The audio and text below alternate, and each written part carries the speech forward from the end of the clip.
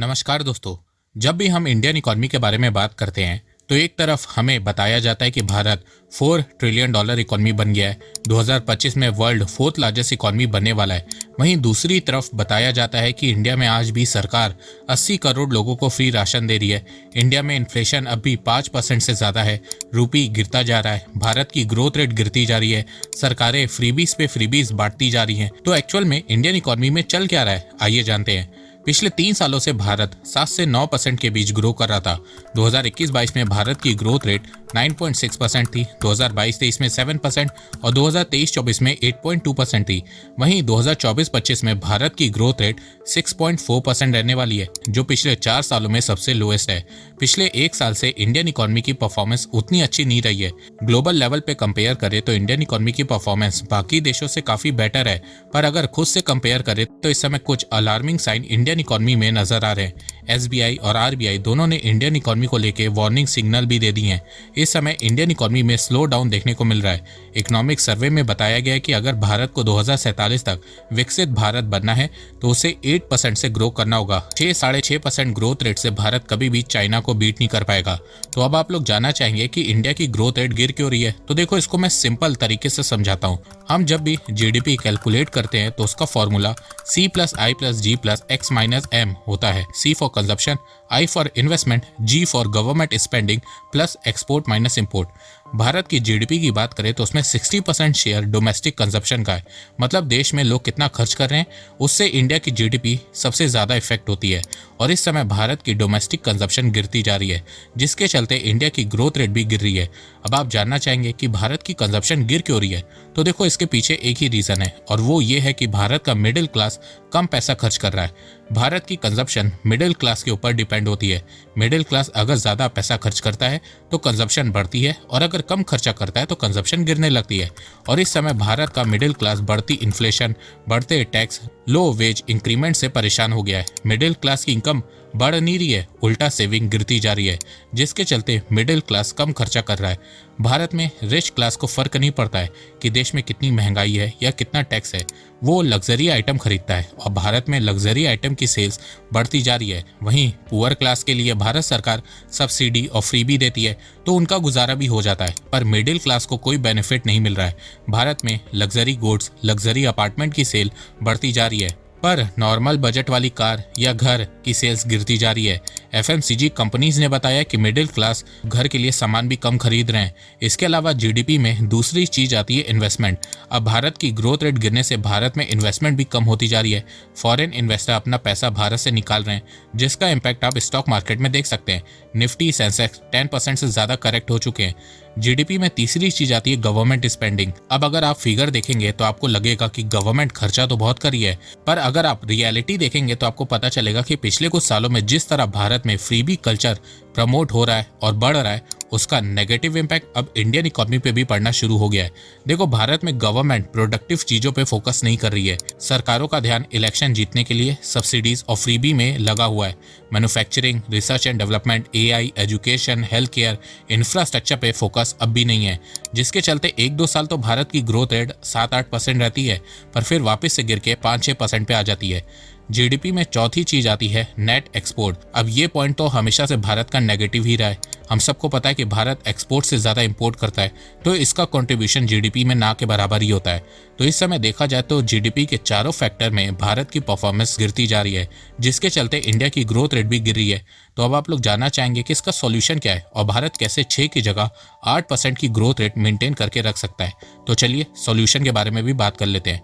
Indian economy को ठीक करने के लिए सबसे पहले भारत सरकार को डोमेस्टिक कंजप्शन को बढ़ाना होगा, और कंजप्शन बढ़ाने के लिए मेजर टैक्स रिफॉर्म करने होंगे, और साथ में बैंक के इंटरेस्ट रेट को कम करना होगा, और उसके लिए रेट कट करना होगा, जिससे ईएमआई का अमाउंट कम होगा और मिडिल क्लास पे बर्डन कम पड़ेगा।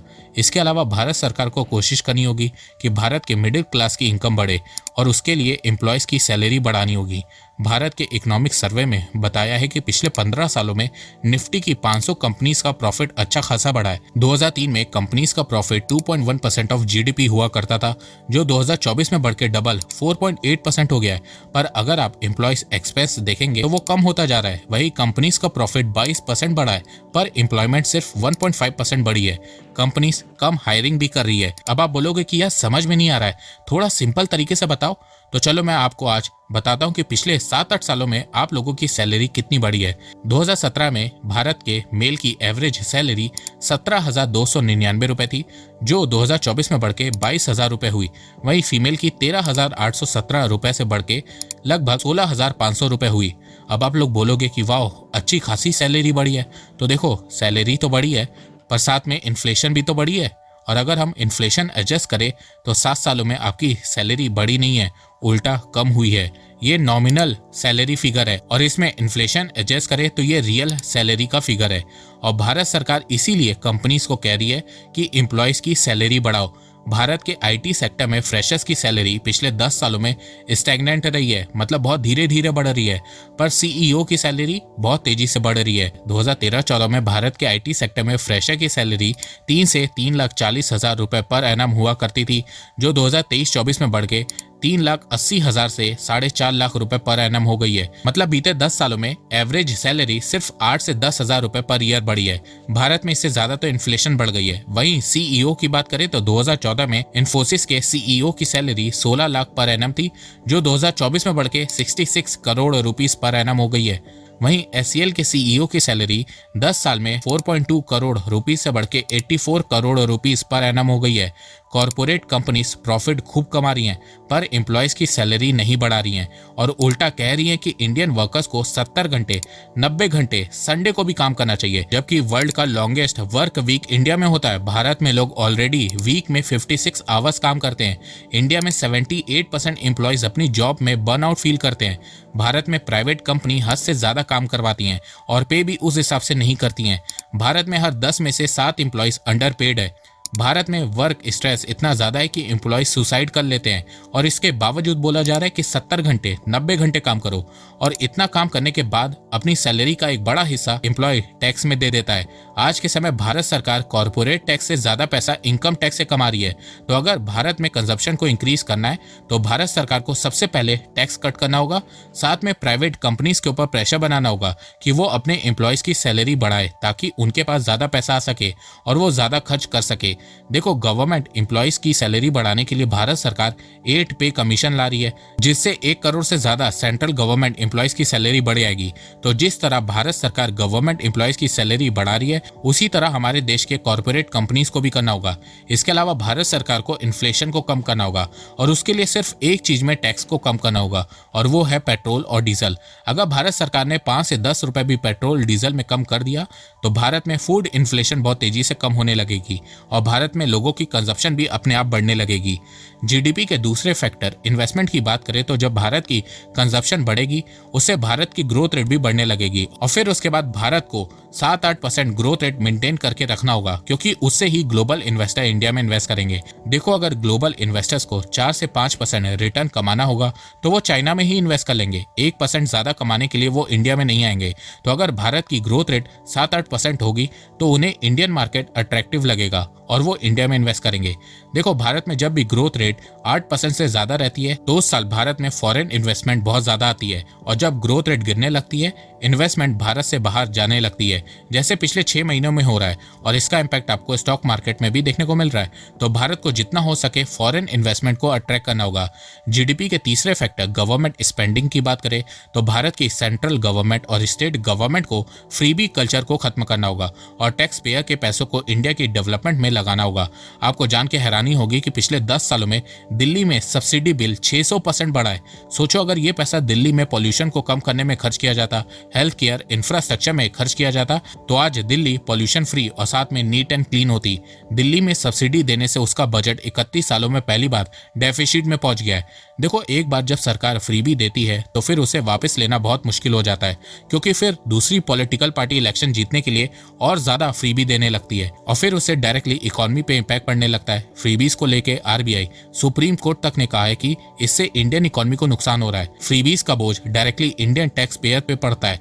आपको जान के हैरानी होगी कि इसरो का बजट 13,000 करोड़ रुपए है और महाराष्ट्र में लाडली बहन योजना का बजट 46,000 करोड़ रुपए है। तो अगर इंडिया को अपनी ग्रोथ रेट को बढ़ाना है तो उसे फ्रीबी कल्चर को खत्म करना होगा और उन पैसों को manufacturing, AI, health care, research and development में लगाना होगा। अब आते हैं जीडीपी के लास्ट फैक्टर, नेट एक्सपोर्ट पे। तो अगर भारत को अपनी ग्रोथ रेट को लॉन्ग टर्म के लिए 8 से 9% रखना है तो उसके लिए भारत को कंजप्शन बेस्ड इकोनॉमी से चाइना की तरह एक्सपोर्ट ड्रिवन इकोनॉमी बनना होगा।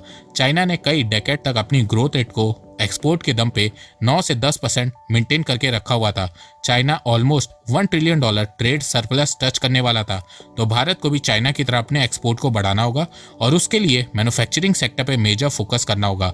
देखो, भारत को 6% ग्रोथ रेट से खुश नहीं होना है।